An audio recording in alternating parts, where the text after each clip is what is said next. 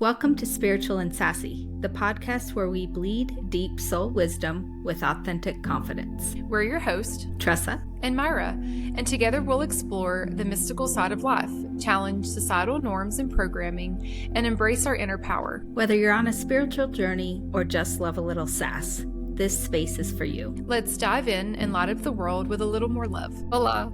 Oh my gosh. Hola? No, yeah. Speaking of hola, okay, this is funny. So today we went, my friend had her baby, and I hadn't really taken Magnolia over to see the baby, and her oldest son, he's a toddler, and so he's been bored, like they're not going out a lot, they're not playing around with a bunch of people. So I took the kids over, and John Marco, her husband, speaks in Italian because he's Italian. Yeah. So he only speaks in Italian to the baby or to the toddler. Oh, wow. Yeah, so like he's So learning he'll be English and bilingual Italian. from the get-go. Yes. Yeah. Yes. That's cool. So he only speaks Italian. Well, for whatever reason, like he kept only speaking Italian to Draco. And Nola goes like, is that French? And the Italians and French, well, he doesn't like, that was like calling him a banana. I don't even know. Like you want to think of the worst possible thing you can call a person. To him in that moment, he was like, did you really? And so Tori's dying, she's laughing because she knows, but usually Magnolia thinks everything's in Spanish, we saw something and the show had Korean in it. She's like, oh, is that Spanish? We're like, no, it's Korean. And so like for her to just randomly go, is that French? Is that French? Yeah. I don't know any. I don't know. It was so funny. Yeah. She's like, sorry, but yeah. That's great. Well, that's cool. I didn't know that Tori had her baby. Yep, she had her baby, and he's very calm and quiet and just different energy than the other. And he's great. The other baby's fantastic, but I feel like he's that's just always more the like, way it goes. Yeah. You've got one or different. the other. Yeah. So he's great. They were all hooting and hollering and screaming, and he didn't even bat an eye. He slept. He was loving it. Meanwhile, I'm like, my gentle parenting was gentling out. Mine was going out the door. I was like, yeah. You were like, okay, this is going to turn into non-gentle parenting.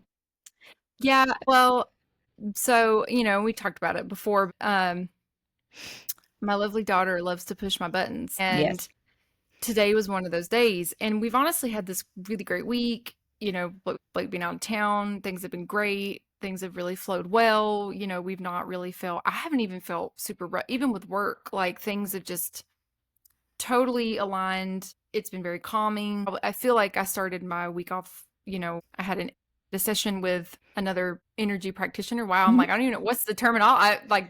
This lady. Yeah. Yeah. I would call her an energy. Yeah. So practitioner. Yes. So I'm like, whatever the PC, I don't even know. I'm like, oh, I know this girl. But I feel like that really set the tone. So I'm glad whatever vibes I was having to set the date and the time for that, it just really spot helped. On. Yeah, it was perfect. Everything was very calming. It's been really good. And it hasn't been like perfect by any means, but today we were pushing the boundaries of like sleep. And I honestly feel really tired, and I went to bed at like 9:30. Yeah. We all got adequate sleep. But everyone, it's been real rainy. Like it's rained for like 5 days straight. I'm literally in a rainforest. And so I don't know if like, it's just, we need to rest or whatever. And so the kids were just like reaching that tipping point. And I was like, hey, we need to roll. I'm ready to go, nice. And like she kept grabbing a different toy or kept going over here, going over there, whatever. So finally I got brother in the car. He's losing his mind, like screaming his head off. And that's not normal for him. So very much, tired, nap induced. And finally I just walked in the door and I looked at her and I'm like, Magnolia Prue. Like it was the eyes and the mouth and the tone. It went from like, come on, let's go. Yeah. Like, I think we should go home. I think we should go eat. Like they needed to sleep. They needed to go to bed. They needed to eat, and it went like, the eyes got big, it was like, I'm done. We're commanding at this point. Yeah. There's no negotiation. Yeah. Quickly she got the toys and walked out. So this week I've been reading, I don't know a lot of astrology, but I've been reading about like the Lionsgate portal that'll be at its peak on 8/8. So this Friday. Yeah. And I think it's partly to some of that energy because it's shifting the energy and the vibrations, make people sometimes you will need more rest because it was wild. I went to bed night before last at like 10:30. I slept weird, which I normally sleep good. It felt Yeah. like I kept waking up. That's And how then I last felt. night I went to bed early, about, well, 10:30. That's Yeah. early for me, and slept pretty good most of the night and still feel a little tired. I think it's the energy shifts that are Yeah, I happening. agree 100%. And that Yeah. came up in the session too, because like, Yeah. um, I think I even talked about it last week. I've been feeling a little anxious. Like, my energy's been kind of weird and Yeah. um things have been, and they shouldn't be, like it's actually a really peaceful time for me, and so Yeah. things were resurfacing and feelings and heavy emotions have been Mhm. happening, and Yeah. I that came up and she was talking about it too, like, hey, this is like what we're working on today is absolutely perfect because you're in the Lionsgate portal. And so you're Yeah. That's exactly where you true. need to be. Like this is where we Yeah. need to be. And this is probably why you're feeling this way. And then there's a full moon, I think, this weekend on the The 9th. So like 9th. there's a Yeah. whole lot of Yeah. things like happening right now. And so I feel like today was one of those days. Like my kids were really, really tired. I was tired. Little shorter fuses today Yeah. was definitely the Yeah. day, but I it's been really interesting. So I agree. I've been reading into it too and trying to lean into it and maximizing it, and I set up my workspace differently this week. I saged the house really good. I actually saged it every day this week and just really tried to like clear out any negative energy, clear out bad energy, in quotations bad. Just really lift the mood, just really clean out. And then I've been cleaning Yeah. and just kind of preparing. Like like I've been physically moving around and doing things and being active. And, I've really tried to set up this space to be more reflective of that peaceful, Yeah. I mindset and the get that. shift that's kind of Yeah. happening right now. Yeah, it was really interesting. Sunday, I had a super emotional day. I just called it a day of Mhm. purging. Like I woke up, I could feel it, just cried a lot. Like it was just kind of like I've been doing some high vibrational meditations to go to that next space. Mhm. I was like, okay, you're gonna have to release to replace. It was just like a day of purging, honestly. And then I felt a lot better Monday when I woke up. But I think, sometimes you just have to. I was grateful that I just could recognize, don't try to Mhm. stop it. Just let the emotion come. You don't need to even know there was no reason, Yeah. logical reason. Just let it flow through. And, I felt like I needed that purge. Yeah. Makes I sense. had Yeah. a it does. I just had that conversation with someone and they said they had all these feelings and then they were actually in a state of calm, but they just couldn't stop crying. Like they Yeah. just felt Yeah. really overwhelmed and just cried and cried and cried. And, they were with their partner and they're like, why are you crying? Like, is everything okay? And they're like, I don't even know. Yeah, And I that's what I said, don't, said. I don't know. yeah. I said, I don't mean, I'm stop. okay. Yeah. Yeah, yeah. I Yeah. said, no, that's Yeah. okay. Like, it's Yeah. a good thing. And, we had a whole conversation around like for years, I tried not to cry, like, or I would Mhm. just not cry because I felt like crying was vulnerability or weakness, which that came up for me too this week. Like, and we can hit on that later too. But, just being in that vulnerable state was just somewhere I Mhm. didn't want to be in. I just didn't want to Yeah. come across or be that vulnerable person. And so like I cry when I need to cry and I laugh when I need to laugh and I'm mad when I want to be mad, like, and I express that like it's not a shameful thing, it's a release. And I agree with you. I feel like my body's been purging in many ways, TMI, I don't need Yeah. to get on here, but like I've been purging and I felt kind of nauseous this week. And so Yeah. like I So think, interesting. yeah. And so like it came through in the set. She started getting sick and I'm like, I'm so sorry, like Yeah. She could feel that. Yeah. so I'm like, my Yeah.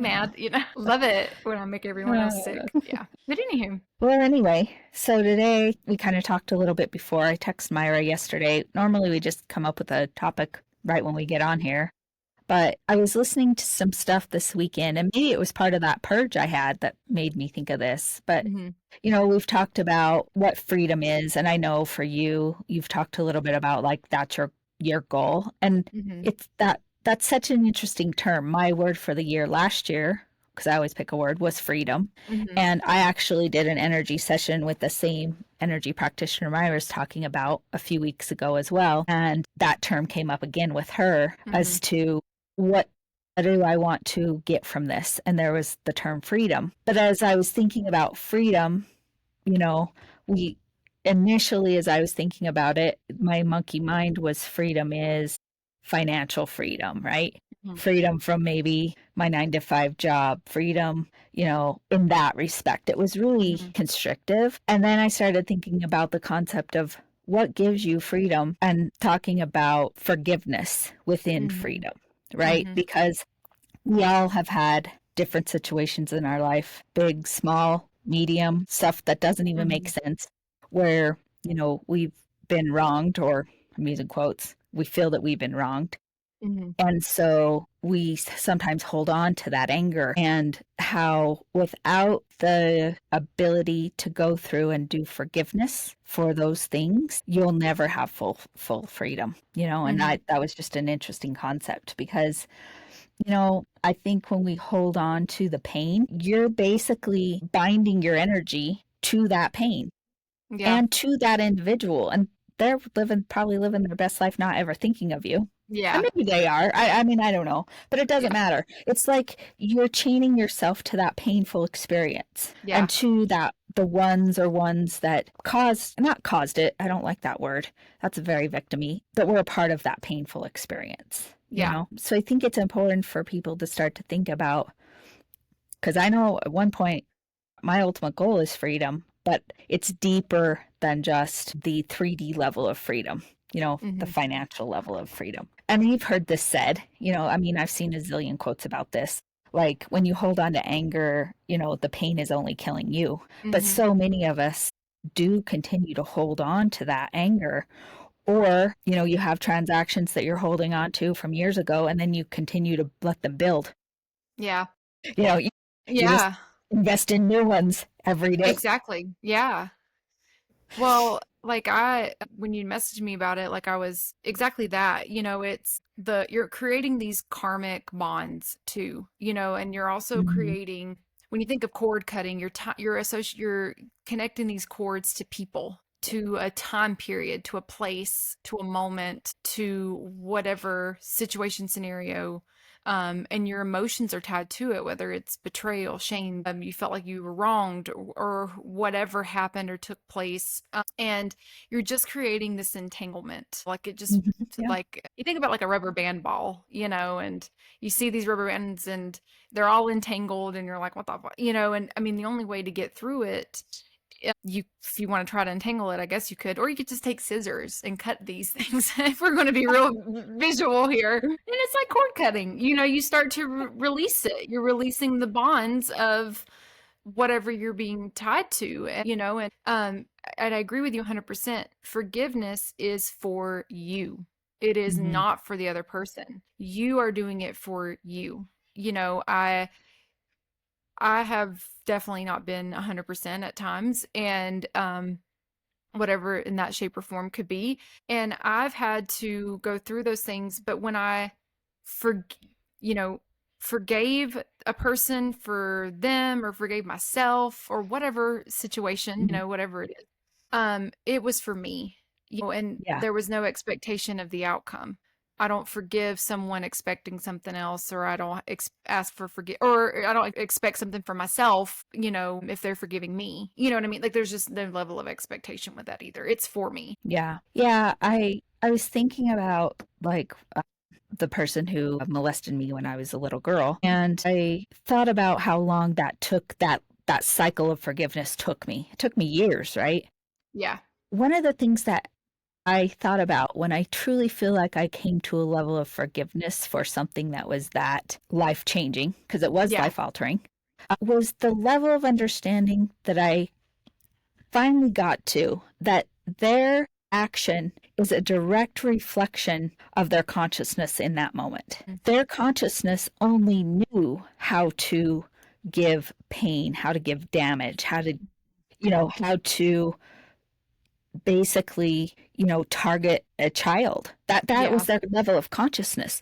They didn't have the toolkit of love and compassion and hope and joy, and they didn't have that capability, And it doesn't excuse the fact, right? It doesn't change the transgression, but it does help for me, it helped me to go, there was no other way that could play out because of their level of consciousness. Yeah. And I can never be responsible for somebody else's level of consciousness. But what I really started thinking after we started thinking about this topic and that specific situation was like what we were talking about before. I absolutely don't want to have my level of consciousness be limited by their level of consciousness.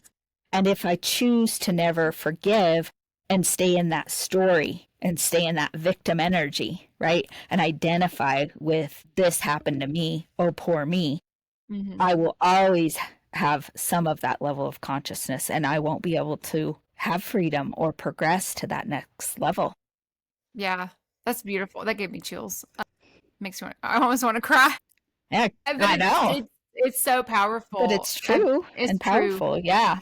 It's so true. And when you're talking, I think about people in my life, especially my family members. They're very grudge people.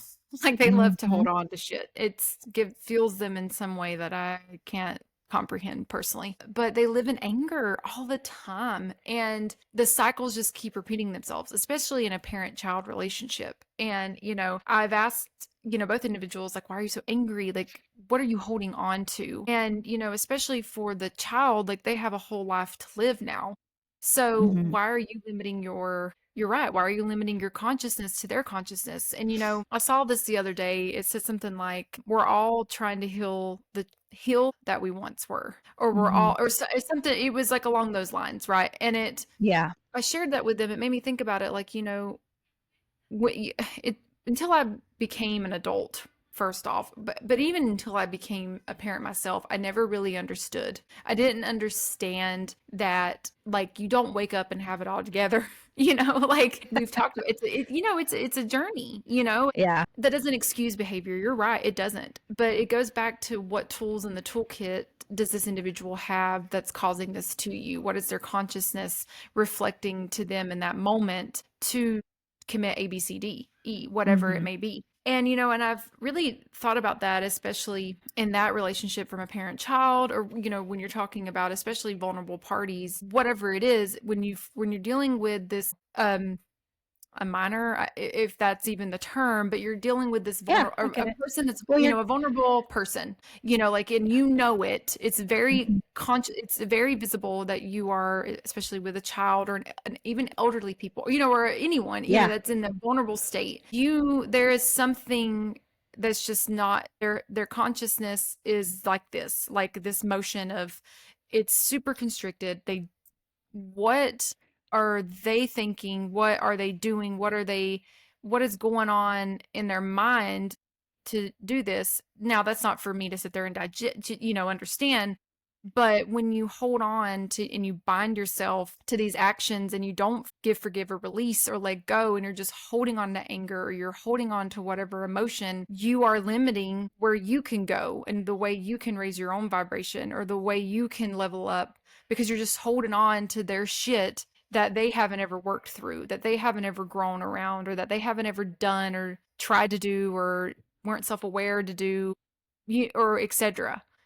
Well, yeah, what you're describing is exactly what you're talking about with your family members, you were saying, right? Like, that's where cycles start. Because the anger cycle starts there, because there's a transaction, then the person's angry and the person doesn't forgive and the grudge is held, and then that cycle continues because people stay in the story of what happened to them and they have justification for it. Like, if I surveyed 100 people, like, hey, was it cool for this dude to molest me when I was 8 years old? 100 out of 100 people would probably say, fuck no. That's justification of right and wrong, and I'm using quotations. But that doesn't matter. The justification doesn't matter. People stay in that justification, and then they keep justifying their anger cycles. But that never produces change, right? So I think about it in this way. There's a term in the spiritual community called spiritual bypassing. And when I think about spiritual bypassing, it doesn't mean that a spiritual person is always positive and joyful. What it means for me, as I try to be a spiritual person, is that I'm going to have emotion, but I want to have conscious emotion. I don't want to have unconscious emotion. So what I mean by that is, if I see somebody victimizing another individual, or specifically an animal for me, Yeah. I will feel anger. I will Mhm. absolutely feel anger, right? I'm not going to be opposed to feeling anger. But Mhm. what do I do with the anger? Do I stay unconscious about it and just keep the justification cycle going? Or do I say, I'm angry about this situation, and that individual that is hurting the other individual needs help to change? They have Mhm. to have help to change. Do I still feel angry that they're doing that? Yes, but you start to shift people in that way, because you'll never change something if you just stay angry and grudge holding and just in the justification cycle, right? It's Mhm. kind of like our prison system right now. Like, Yeah. okay, we put them into this cell and expect time to change them? No. You've got to have people who can go in there, and if they choose, it's always their Mhm. choice to change their consciousness by Yeah. releasing and replacing, you know? So it's, what are you going to do with your emotion? I think there's a big difference between those two energies. Mhm. And, fake positivity doesn't work either. No. That doesn't work. Um, not everything is viewed through, that was lollipops and rainbows. No, that was fucking horrific and Yeah. mind blowing that Yeah. human beings treat each other this way. Yeah. But what am I going to do to change that behavior? If I just sit there, talk about it, and justify it, which is what the cycle is that you're talking about, then the cycle stays. Yeah.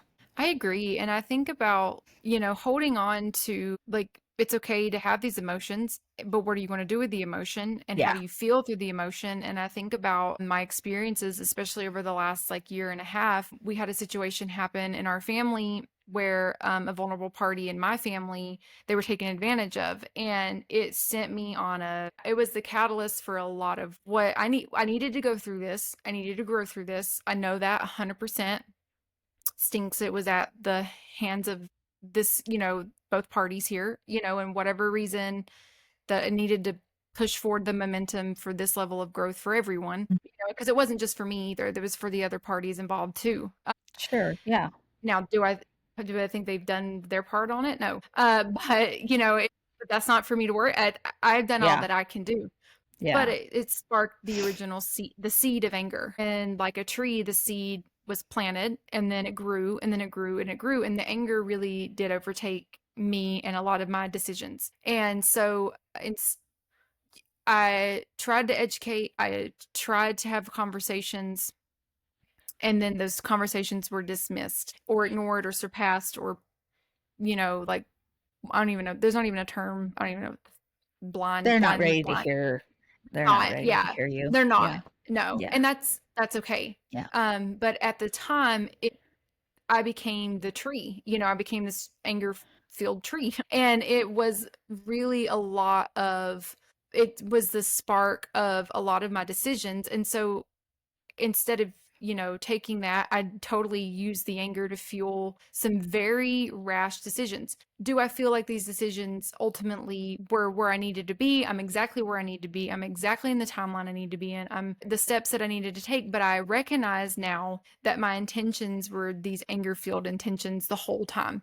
So Mhm. things were way bumpier, way more difficult, way more challenging than they ever needed to be. And I was kicking back and forth in just this terrible low vibrational state, whether it be angry at them, angry at the situation, angry that they wouldn't listen to me, angry that they denied it, and then it bounces off, because then whatever I say and feel then spreads, and then how other people see and feel the situation spreads, and then everyone, and so do I think reflecting upon it, could I have responded different? Absolutely. But I had every right to be angry. It's how I use the anger and what I could have done differently with that anger that would have made a lot of the difference. Once I forgave, I have felt a lot less, you feel lifted, you feel like it's been Yeah. let go, but it took my husband or, like a lot longer to let Mhm. it go, Yeah. to let the feelings go. And he's at a place where it's not 100%. I know it's not, but it's getting better for him. But I don't want to be tied to that moment in time. My party's moved on. My Yeah. party doesn't think about it. My party hasn't even mentioned it. Um, they've they're living their life. So when you've talked about this before with me, when you stay bound to these moments and you don't forgive or you don't release and you stay angry, you're keeping a situation alive. You're Yeah. keeping it going. You're fueling it. And once I realized that too, I'm done. Like, goodbye, and it's really changed the way I view a lot of the situations of the dynamics or whatever event that's taking place in my life, the keeping it alive, the fueling it, the talking about it, spinning around and spinning around. But, what I've done and the decisions I made being so fueled by anger, I can attest to that. Like, it did no good for me. It did no good and it caused unnecessary harm. And it was absolutely what I had to do. And I know it's exactly what I had to go through. But I also forgive the situation now, even whatever's happened in the last year and a half. You know what I mean? I'm forgiving all of that too, because it's like you have to forgive that also. Like it's not even just the event that sparked it, it's the consequence. It's the ripple effect. And it's the ripple effect to it. Yeah. Then I have to stay in a place of forgiveness for that also. Like, I forgive those choices, those actions, whatever happened. Like I've mentioned, it's a true state of peace. It's a true state of freedom. When you go through forgiveness, when you authentically, truly forgive, and you mean that forgiveness, it really is such a sacred act, because you are reclaiming your peace. You are reclaiming your power. You're not giving your power to that situation. You're not keeping it alive or whatever, however you even want to call it, but then you're aligning with a higher frequency once you've let those things go. Yeah. I mean, it's interesting because I'm sure if you look back when you were in that anger and making decisions within that energy field of fear, really is what it is. Yeah. Your energy's constricted. And when you release it and you find that level of peace and you find that level of freedom through the forgiveness process, whatever that is, you have an expansion. And when you have expanded energy, your life is unfolding with ease and grace. And when you have contracted energy, it's bumpy, like exactly what you were saying. But the beauty of it is like, what a cool lesson for you. What a gift to let you kind of navigate that, because something will happen again. When you're not, I don't think you're going to ride for through the rest of your life. I wish I could gift you that. But the cool part is the next time that happens, the bumpiness will either not be there or be a lot less because you'll have more awareness, right? Yeah. And I just wanted to say, I know we're going to talk a little bit about vulnerability today, but I wrote this down because it's interesting. People talk about, how do you forgive? There's multiple ways. One is what I talked about, is just recognizing that it couldn't have played out any different because of the level of consciousness. But here's another way, and this has come up in 2 of my client sessions this week when they've been under hypnotherapy. And when you're in hypnotherapy and we can do a healing in that state, because you're so in that subconscious energy, you're not in that monkey mind at all, your healings are just so much more powerful.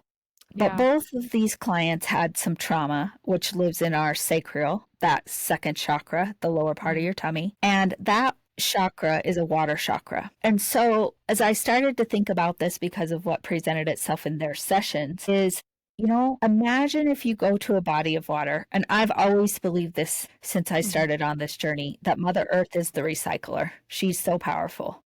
But if you have a big trauma to release, go to a body of water, put your feet in the water, give it to the river, give it to the ocean, give it to the lake, like literally give your trauma to the water, because the water could transmute it. We talked about water, I think a few episodes ago, where, water's so powerful. It can either be contained or it can be, it molds to whatever it needs to. And so, if you're out there and you're like, I've had big traumas, Tressa. Yeah, how am I going to forgive? Try that as an action and see how you feel.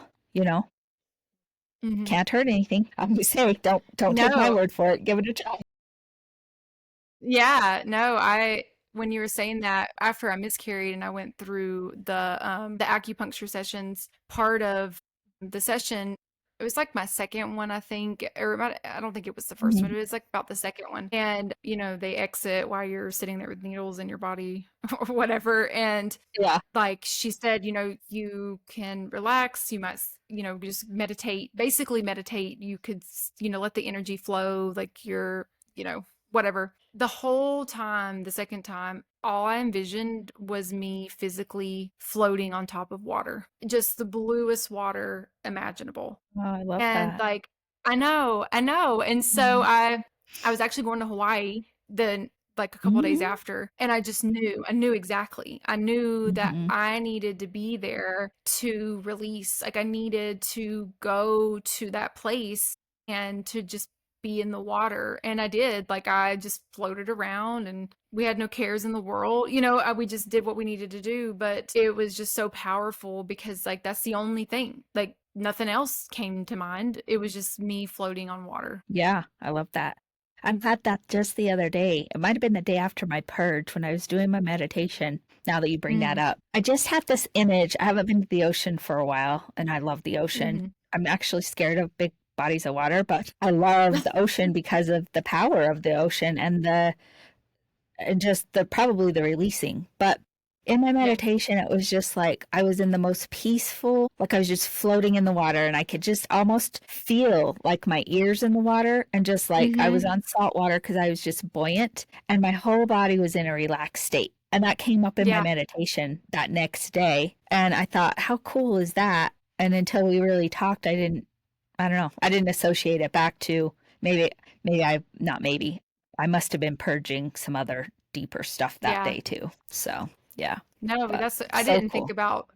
Yeah, because I just was like, "Oh, I'm going to Hawaii. I'm thinking about water." No, like it was I mean, it was like I can see it still. I can see exactly the same thing again. Like I can see it, Hmm. I can feel it. It was very That gives me chills. powerful. But little did I, yeah, I didn't know. I was too fucking wrapped up in my own shit to notice it, you know, or to Yeah, like, yeah, you know, I was, God, see, look, this is what happened, you know, when you're in this restrictive energy, you don't know what the fuck's happening. But I was, you know, being prompted without realizing, you know, that you were. Yeah, yeah, that's so common. Yeah. yeah. Well, I know like we kind of talked about our weeks and we talked about this, and you said you've had some moments of vulnerability. Yeah. Yeah. Well, so going back to like the session I had with the Yeah. energy practitioner, you know, like I had mentioned like the feelings of anxiousness, you know, we talked about it today too. You know, and I really haven't, that's not as common for me, especially in the last several months. Like I've done a lot of healing and self-discovery and purging and like lots of things. All the And things. the anxiety was very partnered with the control. Hmm. Like I like I said, I've never been in such a surrender in my life. Like this is true surrender, and true surrender is expansive. True surrender is peace. And I hadn't felt anxious. You know, I'm like, what the hell is this? You know, why are you here? And you know, we talked about anxiety could be like an emotion tied with excitement. And when I was in the session, you know, she brought it up, and it was a great way for me to visualize and tie it together is like when you're on a roller coaster and you're going up it, you're excited, but you're anxious at the same time. Hmm. And so those feelings can be together.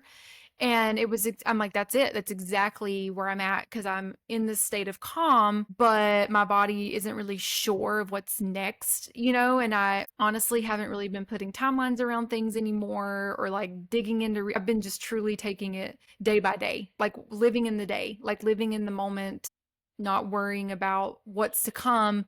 But some of those feelings have crept in a little bit. And so the way she said it was perfect. But what came up for me was healing, like when she tapped into my anxiety and where are those feelings of the anxiety and the anxiousness are coming from, it tied back to some moments in my childhood and two emotions came up. One was vulnerability and one was criticism, being criticized by others. And so, but the vulnerability was one that came up the whole damn time. Like, you know, I've had a session with her before. Tressa's had a session with her. Like, usually there's an emotion that comes up a lot, or there's a place on your body that you release through that's a lot. Like, you stay in an Yeah. area. Yeah. And Yeah. this time it was a whole different area than the first time. Like I kind of went into some places that were similar, but I was in my ribs the whole session. I mean, the whole damn session. And it was really interesting because vulnerability is something that I don't like to be. I not that I need to be strong all the time, but a lot of people either depend on me or especially my youth. Like I was in situations where at times I felt more like the parent.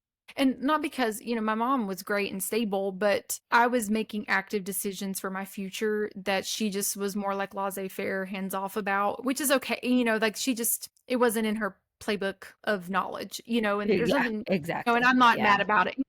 I'm really, truly cool with Yeah. that situation, but I just was in a different state of mind. And I didn't want to feel vulnerable in those moments. I don't really like to feel vulnerable now either, and it's one of those things where even talking about the situation before, I was in a vulnerable situation. My family member was in a vulnerable situation. I didn't like that. So it sparked something in me, and even you could even say triggered, and it probably is what mostly the triggering of the emotion and the catalyst of a lot of it. When I moved back here and I, was in between homes, I felt very vulnerable and I didn't like that. So that made me go into that control, the restrictive energy. I mean, I can name a million times. It's just not for me, but I'm embracing being vulnerable now, because I had to go through a very vulnerable state the last couple months. And I had to be in true surrender and really be vulnerable to whatever. I have absolutely no control of the situation or what comes next. And so I'm in this in between. Look at my thumbs up. Look at you. Yeah. So I'm in this state, and it's exactly what it is. I'm in a vulnerable state. And so the anxiety came up, and so Yeah. I've been thinking about it this week, and what does that mean? Vulnerability can be in many, many shapes and forms. Like, to forgive is being vulnerable, to let go of anger is being vulnerable. I've talked to a family member of mine, and they don't want to go through healing because they don't want to be vulnerable. They don't want to know what comes up, and they're afraid. So fear usually is tied to vulnerability, or just that unknown. When you're vulnerable, you have no control. And so they don't even want to know. And I'm like, I've never had that mindset, and I am pretty vulnerable, especially when it comes to my healing. I want to be vulnerable in that state, but it's come up a lot, this week. And so I thought it would be good to talk about it too. And I felt like it tied in with some of this today. Yeah, I agree. So it's interesting. You say you talked about how you don't feel comfortable being vulnerable. And there are so many situations where vulnerability happens, right? Yeah. The situation you are sharing, about your family. Forgiveness can be a vulnerability because I think about forgiveness as a vulnerability. It can be a vulnerability for the person who is the forgiver, but you can also be judged for that. Exactly. And I've experienced that exact thing where, somebody would be like, how could you ever forgive that situation or that person for that? Yeah. And so then it almost makes you judge yourself. But the level of vulnerability that you're going to allow yourself is a direct reflection of who you're being and if you understand who you are. It comes back to your authenticity. It comes back to your fire chakra. It comes back into your solar plexus. It comes back into, if you know who you are, you know what you stand for at 100%. There's not a level of wishy-washiness there, then that vulnerability can be fuller. It can be safer because you don't need somebody else to validate your forgiveness, to validate anything that you're doing. And that state is a difficult state to get to and to maintain. I would love to sit here on this podcast today and tell you I'm there and I maintain it all the time. But that would be a fucking lie, because just on last week's episode, I shared with you guys about my ego, and going back, that was a lack of vulnerability at some level, right? I had to show up as this person. And did this persona match the authenticity of who I wanted to be? Absolutely not. But I saw myself being drawn back to it. So again, it's being aware, and it's having the more and more awareness around it will allow you to have more and more vulnerability. Because I always say this to people and they don't like it, but the level of trust you give somebody else is the level of trust you give yourself. Because anybody at any time, I don't care. I was joking with Myra today, she knows the password to Riverside, right? I'm like, you can unlock my whole freaking world, girl. It was a joke, right? And, I doubt this will happen, but Myra may one day, you don't know what people will do. You can never No. control another person's behavior as long as you've known a person, whether it be 30 years or 5 years. But the level of trust that you have to yourself is the level of trust that you put out into the world. It can't be any other way. So what I Oh, love 100%. about you saying is that this whole thing that you've gone through has had to take you to a next level of vulnerability, because you use the word surrender a lot, and that is a direct reflection of vulnerability. Yeah. Yeah. It's really interesting because I mean, I could name a million things, but like and even another example, like my vulnerability with a job ending. That was just mortifying for me to think like, oh my God, what the fuck would I do? And to go through that, then to have it go, the job did end, and then I had to stay in this kind of limbo area between jobs, and then or to know, trying to interviewing is you're in a very vulnerable state. You are. Yeah. Not knowing where your income comes from is a very vulnerable state. Not knowing what comes next, it's very uncomfortable. And I personally needed to experience that, because rifts happen all the time. Like, and then you look in the corporate world, like part of what came up for me this week is I am both very comfortable working in corporate, but I'm also very comfortable not working in corporate. And I don't know if I could have said both of those statements and meant it even a year ago, 6 months ago. I don't know if I could have said that. And Yeah. like today, the company went through a rift today, literally before today. I wasn't even in fear. I saw the all hands on deck shit come through. If you people are in corporate, you know what I'm talking about. Yeah. And I wasn't even worried. I didn't Never even good. I never had a fear. I wasn't even worried. Like, I was like, okay. And I don't know if I could be that person even 6 months ago, 2 months, maybe even 2 months ago, to be truthful. Yeah. And it's just been a really cool thing. Like, who the fuck would I be to say this is cool? But it is. Like, it's really been liberating. It's been free. It's freedom. It's freeing. I am not tied to anything. I am not tied to anything. And it is the most beautiful, wonderful thing. Another example for me personally is even in my marriage, in my relationship, like I always had to be one step ahead of someone else, and you can tie that into a job too. Like when you're looking Yeah. for a new job and you're trying to get out quicker before they can drop the hammer on you. You know what I mean? Like, Yeah. and people do that in relationships. And truly, I did that too, especially in my past relationships. I always had to be one step ahead because I never wanted to be the one vulnerable. Yep. I never wanted to be the one left with the bag, right? And Yeah. like I'm that going to get you truly, before you get me. yes. And Yeah. so, like, truly, though, I don't know if I have absolutely let that full surrender happen to me until like the last year or so. And not that I've had a bad relationship or whatever, not that it's been terrible, but the level of vulnerability that I have now. And honestly, I would say about 2 or 3 years ago, I had to truly be vulnerable and honest. And it's allowed me to a lot of this ties into male relationships with like my dad passing away. And then I feel like the energy of the child I lost was a male, so there was a lot of things I had to work through there. But now, like my relationship, my heart, when you think about forgiveness, you think about vulnerability, you think about expansion. My heart especially my heart chakra is so much more expansive than it's ever been. And like I am living through life without fear of the vulnerability of being the person that's left or whatever Yeah. it is, Yeah.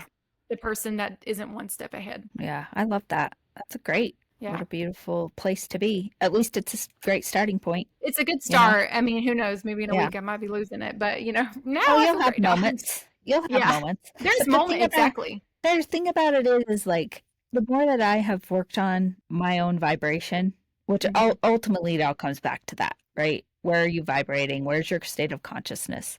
And that takes effort. But the more that I've put into it, the more it's like a ripple instead of a peak in a valley, right? You have the little bumps, but your awareness and that vibration brings you back a lot quicker. And so I think you're in a great spot for that. So. Yeah.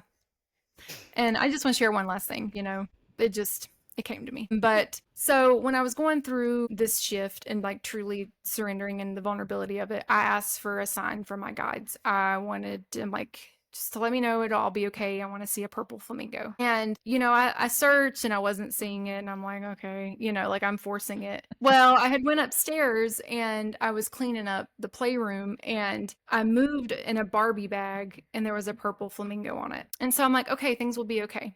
Well, I haven't thought about this fucking flamingo in a long time. I don't even like flamingos.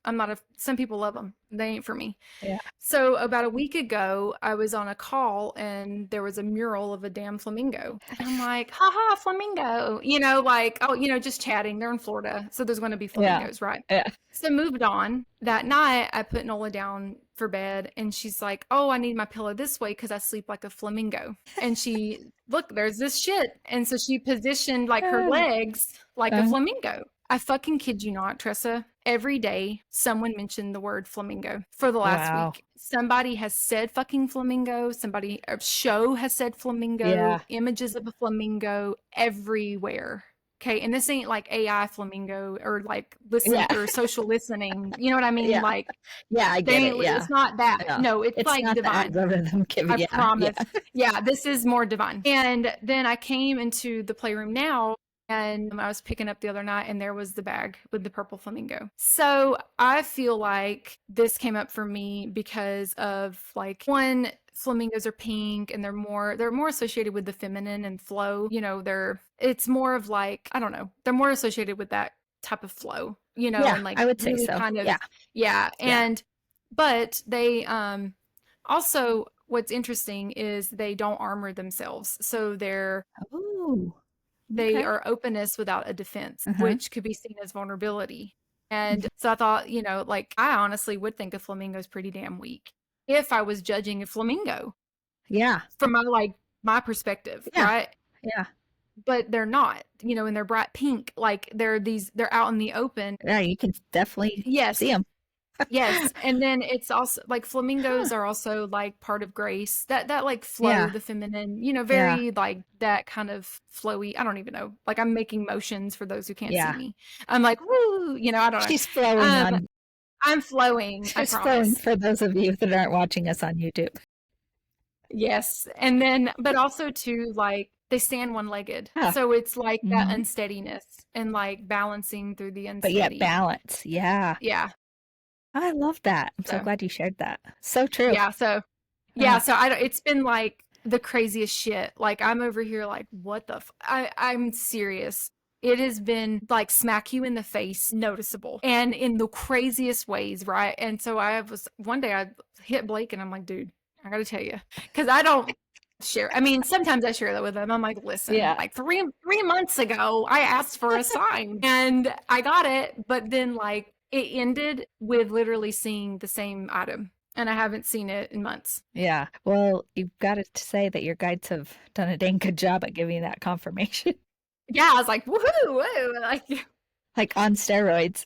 Yeah, like unhinged. Yeah, I mean, it's been like really intense, and I've asked every day. Like I've asked every day for the clarity. I've been praying a lot for clarity and peace. And really just because, again, like the unknown, I am in a true state of surrender. So I am really not trying to go back in that feeling, but I can feel my body and like the emotions and things that like you said, it's a ebb and a flow. Like I'm not always going to be this zen, happy person all the time, but like you said, spiritual bypass or whatever you want to call it. Like my body, my mind wants to revert to the anxiety because I'm in the unknown now. Well, it's your body. Your body knows what it knows, meaning your body is comfortable in, we talked about that like 3 or 4 episodes ago. Your body still is more comfortable in the sympathetic nervous system. You're moving into the parasympathetic nervous system, and it's like, when are we going to go back? And it takes a while. Nothing changes in an instant. The body is the last thing to catch up to the spiritual energy shifts in your body, but it will, right? That's maybe why some of the purging's been happening too, right? The releasing of the body to help you balance a little bit more there. All right. Well, this was awesome. Yeah, it was great. We're close to an hour, so. Yeah. I love the flamingo. Look up flamingos, people. I'm going to look them up now. Yeah. All right. Well, until next time. Yeah, it's on steroids. Steroids, And Before we close, no, like I love what Myra said because, I was speaking about some of the clients I worked with and the healing that we did. But it was interesting because I told them both, like, as you're working with your guides or your prayer or whatever, don't be afraid to ask for confirmation.